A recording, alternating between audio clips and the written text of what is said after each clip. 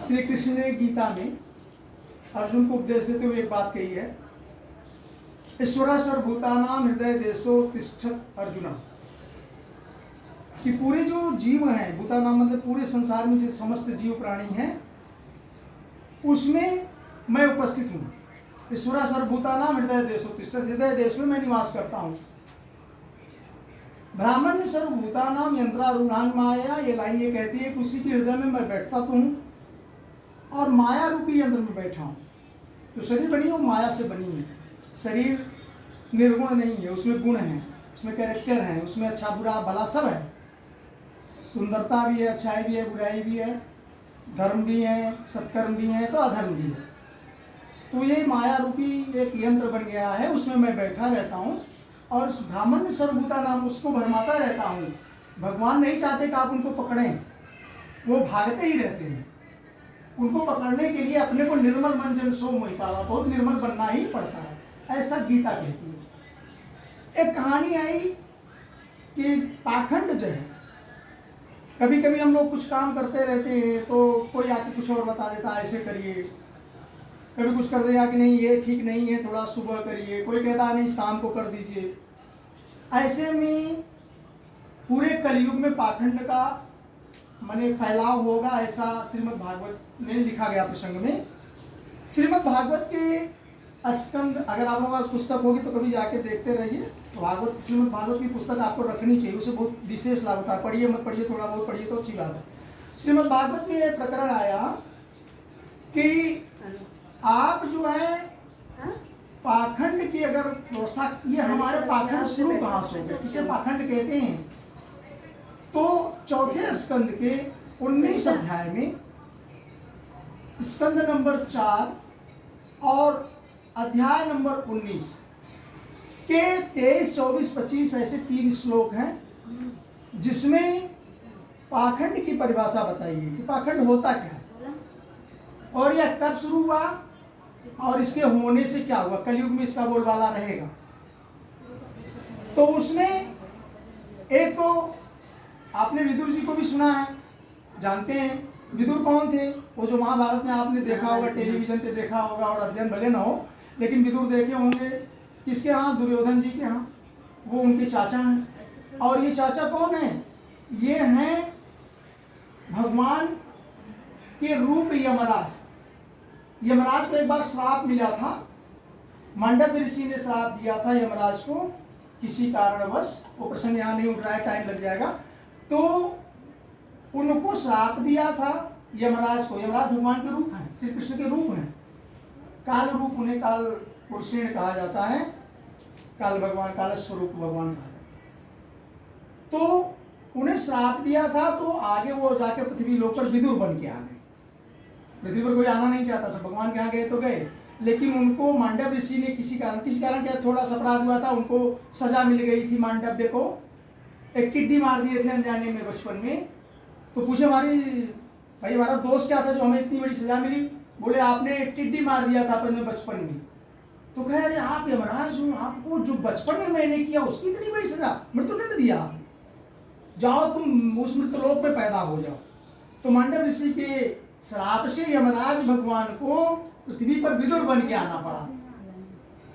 तो कहने का मतलब यह है कि जब यह बात वहां पर चालू हुई तो हमारे जो कलिकाल में आया पाखंड, वैसा ही ये श्रीमद् भागवत की गीता द्वापर युग की कथा में राजा पृथु जो वेन वंशी हैं, राजा वेन थे, वो बहुत आतताई थे। उनके शरीर का मंथन किया बाद में नष्ट होने पर, तो एक तरफ से लक्ष्मी और नारायण की उत्पत्ति हुई। तो वो नारायण जो है पृथु राजा बन के निकलते हैं धरती पर। राजा पृथु ने 100 यज्ञ करने का संकल्प लिया कि धरती पर हम 100 अश्वमेध यज्ञ करेंगे। अश्वमेध यज्ञ माने अश्वों को इकट्ठा करके जीत करके उसका यज्ञ, छत्रपति राजा बने। 100 अश्वमेध यज्ञ करने के लिए जब उन्होंने प्रारंभ किया राजा पृथु ने, तो उनकी भाई जैसे आप कुछ अच्छा कर्मकांड करेंगे तो आप आगे बढ़ेंगे, श्योर है। अब थोड़ी सी पूजा करें, ज्यादा करें, मन से कर दिया तो आगे बढ़ना श्योर है, उनकी तुलना में जो अदर लोग नहीं करते। अब 10 लोग हैं, 12 लोग अगर अगल बगल है वो नहीं करते, तो आप देखो कि आप उनसे जरूर नीचे से ऊपर उठने जाने शुरू हो जाते हैं, थोड़ा थोड़ा करते करते। तो लोगों को लगता है कि क्या हुआ, इंद्र को ऐसी तकलीफ होने लग गई, अरे राजा पृथ्वी तो पूरे विश्व के राजा हो रहे हैं और इनको पूरा संसार मानना शुरू कर दिया। तो आपको पता है कि राजा इंद्र, देवराज जो इंद्र हैं, उनको इन सब बातों का बड़ा डर लगता है कि कहीं मेरे जिस सिंहासन पर कोई अटैक न कर, देव का राजा न बन जाए। जबकि ये इंद्र कौन है? इंद्र भी भगवान के ही स्वरूप है।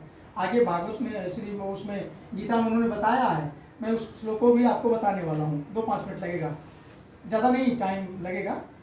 तो अब वहाँ बात आती है कि इंद्र को ये तकलीफ शुरू हो गई कि अरे ये तो महाराज पृथ्वी के सारे यज्ञ सफल हो गए अगर ये, तो ये सारे जो है देवताओं के राजा बन जाएंगे, पूरे विश्व के त्रिलोकीनाथ बन जाएंगे। जबकि पृथ्वी को पता, उनको पता नहीं पृथ्वी भी श्री नारायण के ही अंश हैं। तो उन्होंने ऐसा करते करते 99 जिसे कहते हैं 99 अश्वमेध यज्ञ राजा पृथ्वी ने पूरा कर लिया। जब 100वां यज्ञ शुरू किया उन्होंने, तो इंद्र जो है उनके जहाँ यज्ञशाला है वहां से अश्व को, माने घोड़े को चुरा ले जाते हैं। ऐसे में अत्रि ऋषि, अत्रि मुनि का नाम आपने सुना, जो अनसुईया के पति महर्षि अत्रि।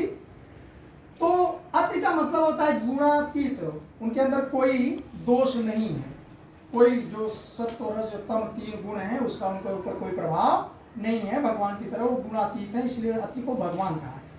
और माता अनुसुईया, अनुसुईया का अर्थ ही होता है ईर्ष्या रहित, जिसके पास कोई क्लेश न हो, ईर्ष्या न हो, उसका नाम अनुसुईया कहा। तो अत्रि मुनि वहां से देखे कि अरे ये तो इंद्र जो है अश्वमेध से एक घोड़ा ही चुरा ले जा रहे हैं। तो पृथ्वी के बच्चे को, बालक को, पृथ्वी के राजकुमार को, उनके लड़के को उन्होंने इंगित किया कि देखिए ये इंद्र घोड़ा लिए चले जा रहे हैं, आप जो है इनका पीछा करके घोड़ा छीन लाओ। ऐसा करने पर राजकुमार दौड़ते हैं उनके पीछे, लेकिन वहां पर होता क्या है कि जो इंद्र हैं उन्होंने थोड़ा सा पाखंड का सहारा लिया।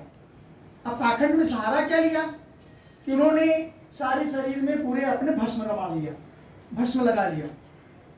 और भस्म के साथ उन्होंने दूसरा काम क्या किया कि हम भस्म के रूप में किसको देखते हैं? आप भगवान शिव को देखते हैं, या महर्षि को देखते हैं, या ऋषियों को देखते हैं, या पंडित को देखते हैं, पुरोहितों को देखते हैं। तो उन्होंने एक तो भस्म ले लिया और दूसरा जटाजूट इकट्ठा कर लिया। माया से रूप से बना, तुरंत बनने वाला नहीं। तो जटाजूट और भस्म 2 लगाए हुए निकल जा रहे थे अश्व लेकर के। पृथ्वी का लड़का जो गया वो सोचा कि ये तो कोई महर्षि हैं, तो इनका वध तो करना ठीक नहीं है, वापस चले आते हैं। वापस चले आने के बाद अत्रि जी जो भेजे थे उन्होंने पुनः कहा, अरे वो दुष्ट राजा इंद्र है, देवेंद्र है, तुम जाओ उसका वध करके अश्व के ले आओ। तो फिर से ये जाते हैं, और जब जाते हैं तो इन्होंने चढ़ाई की, लड़ाई किया। तो ऐसी स्थिति में इंद्र ने डर से अश्व को छोड़कर अंतर ध्यान हो गए। पृथ्वी के लड़के ये जो है अश्व लेकर के अपने यज्ञशाला में आते हैं और समर्पित कर देते हैं, यज्ञ में बांध देते हैं, जो मंडप बना हुआ है उसके खंभे में बांध। उसी दिन से इनका, पृथ्वी के लड़के का नाम विजिताश्व बन गया। विजित अश्व, विजिताश्व, घोड़े को जीतने वाला, तो वो इनका नाम विजिताश्व रख दिया गया। लेकिन अभी भी यज्ञ पूरी न हो ऐसा प्रयास इंद्र करते रह गए। वंस मोर कह रहे, फिर से इंद्र आते हैं और उन्होंने प्रयास ये किया कि किसी तरह से हमें फिर से यश को उठा ले जाना। घोर अंधकार फैला दिया उन्होंने, यज्ञ मंडप में पूरा आंधी तूफान जैसे घोर अंधकार हो गया, अंधेरा छा गया, कोई दिखता ही नहीं था। और ऐसे में सोने की जंजीर से बंधे हुए घोड़े को पुनः लेकर के चले जाते हैं। ये कथा श्रीमद् भागवत के 4 स्कंद के 19वें अध्याय में है। और अगर आपके पास भागवत है तो आप पढ़िए, सुनिए कि पाखंडों का स्टार्टिंग कहाँ से हुआ, कहाँ से लोग चले जाने लगे। तो यह पाखंड वहां से शुरू हुआ। दोबारा जब वो लेके जाते हैं तो अत्रि मुनि चूंकि यज्ञ के अज्ञाचार थे तो उन्होंने पुनः देखा, फिर से वही क्रिया हुई। राजकुमार को, विजिताश्व को उन्होंने भेजा कि आप जाइए जो है अश्व को लेके आ जाइए। फिर ये जाते हैं, वही पाखंड पुनः शुरू हो गया। इस बार इंद्र ने खटवांग धारण कर लिया, लाल दुपट्टा धारण कर लिया, त्रिपुंड लगा लिया। ऐसे वेश में खटवांग, देखिए इसमें आया है उन्होंने क्या क्या धारण कर लिया फिर इंद्र ने? उन्होंने कपाल, कपाल तो आप समझते हैं, हड्डियों की माला, कपाली बन गए। भगवान शंकर भूत भाव शंकर का रूप लिया। तो कपाल, खडवान, रक्तांबर, पीले पीले कपड़े, जैसे आप तांत्रिक वांत्रिक को देखते रहते हैं, सब मंडप चढ़ाए रहते हैं। तो कहना इसी कि ये पाखंड का ही एक रूप बनता है। जैसे हम लोग कभी कभी फंसते जाते हैं, एक नज़र झाड़ दिए ऐसा रूप बना के, कभी आप ट्रेन में जाएं, कभी आप कहीं जाएं, तो लोग थोड़ा सा वेशभूषा बना करके, तो आपको लगता है कि नहीं ये धर्मशील हैं। लेकिन भागवत कहती है कि यह धर्म नहीं है, उपधर्म है। धर्म का एक रास्ता बनता है, और इसको जो कम मंद बुद्धि को श्लोक में आया है, मंद बुद्धि लोग इसको धर्म समझ लेते हैं, और यह अधर्म इतना विश्वसनीय हो जाता है, वो जो पाखंडी लोग होते हैं इतना तर्क दे देते हैं कि आप उन पे भरोसा करने लग जाते हैं। मतलब हमें आपको छलने का काम शुरू होता है। तो यहाँ पर आया कि खडवांग एवं कपाल दे करके जब देखा राजकुमार ने, तो पुनः वो वापस आ जाते हैं कि निश्चित है उनको साहस नहीं बढ़ता, बद नहीं करते। तो ऐसा वापस आने के बाद अब अत्रि जी ने इन्हें डांटा फटकारा, कहा कि मैं यहाँ यज्ञाचार्य बैठा हूँ और आपको जो मैं आदेश करता हूँ केवल उतना करना। तो उन्हें क्रोध आया है, पुनः जाते हैं और इनकी वीर विजिताश अपना घोड़ा लेकर फिर से वहाँ जब पहुँचते हैं तो वापस लड़ाई करके उन पर बाण चलाने की कोशिश करते हैं। और ऐसे में पुनः वंशमोर इंद्र भाग जाते हैं छोड़ छाड़ करके सारा कुछ, और विजिताश अपना जो है अश्व लेकर के एक मंडप पे आ जाते हैं। और वहीं से शुरू हुआ पाखंड। शुरू कहाँ से हुआ? ये श्लोक नंबर 22 श्रीमद् भागवत का 4 स्कंद 19 चैप्टर 22 नंबर श्लोक में आता है कि पाखंड की शुरुआत हुई कहाँ से? तद्वद्यम हरे रूपम जगहित ज्ञान दुर्लभा, तब से यह पाखंड की शुरुआत। और पाखंड में क्या चीजें आई वो जो आपको दिखाया गया। इसमें बाद में हम ये देख रहे हैं कि जब इंद्र के ऊपर इतना आघात हुआ, वो भाग गए, तो पृथु को जब ये जानकारी हुई, पृथु को अभी तक जानकारी नहीं है, केवल वही हमारे अत्रि और उनके लड़के पृथु के, उनको जानकारी। अब पृथु को जानकारी हुई थी तो उन्होंने, भाई पृथु माने जिन्होंने 100 यज्ञ किया, महारथी राजा, उन्होंने ये कोशिश किया, चेष्टा किया कि अब हम जाते हैं और इंद्र को बांध के लाते हैं। ऐसे में वहां के जो ऋषिगण थे उन्होंने कहा कि ऐसा नहीं है, हम लोगों के पास जो आध्यात्मिक शक्ति है मैं उन्हें यहीं बुला लेता हूँ, आह्वान कर लेता हूँ यज्ञ मंडप में, इंद्र आ जाएंगे और उन्हें जो है यज्ञ में जला देंगे। ऐसा उन लोगों ने कहा। उसी बीच बचाव में ब्रह्मा जी आते हैं और ब्रह्मा जी ने इन्होंने यह कहा कि नहीं, भगवान श्री हरि के ही आप दोनों वंश हैं, आप भी नारायण के अवतार हैं और इंद्र भी, इसलिए जो विधाता के काम होते हैं, विधाता जिसमें विघ्न पैदा कर दे, उस काम में आप हस्तक्षेप मत करिए। ये हम आप लोगों के लिए, जैसे कोई काम आपका हो रहा है, नहीं हो रहा है और बार बार बिगड़ जा रहा है, जैसा यहाँ पर हुआ है बार बार। खंड में, खंड का मतलब होता है कई बार, मेनी टाइम्स। वो जो एक बार हुआ, फिर छोड़ दिए, फिर गए, फिर लाए, फिर गए। तो इसमें श्लोक आता है कि ये खंड का अर्थ होता है या निरूपाण जगृहे इंद्रो है जी हर सिजात तान पापस्य खंडानी लिंगा खंड मिही चते। जो कई बार खंड खंड में ये घटना घटी, इसीलिए पाप राशियां जो थी, जो उनके पाप के आवरण जो उन्होंने धारण कर लिया, कभी त्रिपुंड लगाया, कभी भस्म लगाया, कभी कपाल धारण किया, कभी खटवांग धारण किया, कभी कोई मृगशाला भी पहन लेता है, अब कभी कोई योग्यता नहीं है लेकिन मंत्रों को भी बोलते जा रहे हैं। ऐसे जो खंड में अधर्म होते हैं उसको उन्होंने पाखंड का नाम दिया। इस प्रकार पृथ्वी को जो यज्ञ का विध्वंस हुआ है, तो भगवान ब्रह्मा जी अब वहाँ समझा रहे हैं कि अगर कोई विधाता की काम रोके जाते हैं, आपको पता, हमको पता नहीं लगता, पर कई काम हम ऐसे करते हैं जबरदस्ती भगवान से मांगते रहते हैं, करते रहते हैं, जबकि वो हमारे हक का नहीं है। तो यहाँ पर वह श्लोक ये कहता है कि देखिए, अब भगवान पृथ्वी को समझा रहे हैं ब्रह्मा जी कि जो कोई विघ्न बाधा बार बार हो जाए, आपके 100 यज्ञ पूरे नहीं हुए, 99 हुए, तो आप इसमें चिंता न करें, न ऐसा संकल्प रखें, क्योंकि ये विधाता की इच्छा से ऐसा हो रहा है। इंद्र भी विधाता माने भगवान के अवतार हैं। तो ऐसा काम हमको आपको पुरुषों को नहीं करना चाहिए। जो ये इंडिकेशन है श्लोक नंबर 34 में लिखा है, देखिए, जो व्यक्ति, जो पुरुष विधाता के बिगड़े हुए काम को बनाने का प्रयास करता है, जो विधाता ने बिगाड़ा है, who we are to interfere in that, हम कौन होते हैं उसके काम में? कोई विधवा हो गया, किसी का बच्चा मर गया, किसी की शादी बिगड़ गई, ये सब विधाता का काम है। हम उसको इंटरफियर करने चले जाते हैं, ये लड़ते हैं, वो लड़ते हैं, मुकदमा कर। अरे भाई, उसने बिगाड़ा है, ऐसा नहीं कि विश्वासकार नहीं है। यह श्लोक या लाइनें ये बताती हैं, जो विधाता के बिगड़े हुए काम में को बनाने का प्रयास करता है, उसका मन अत्यंत क्रोध से भर जाता है, और जब क्रोध खत्म होता है तो मोह पैदा हो जाता है। आप किसी के ऊपर क्रोध करते, दो चाटा मारते हैं, तो खुद कभी कभी अपने बच्चों को मारपीट करके फिर रोते हैं। हम कभी कुछ काम नहीं बना, मारपीट करते हैं घर में, फिर रोना शुरू कर देते हैं, भाई बहन, चाचा पापा दादा सब होता है। तो ये क्रोध पैदा होता है, तो क्रोध खत्म होता है तो मोह पैदा होता है, और यही मोह बंधन का काम है। फिर आप वहां बनते जाते हैं, और जब बंधन बन जाता है तो उससे छूटने का कोई समर्पण नहीं होता।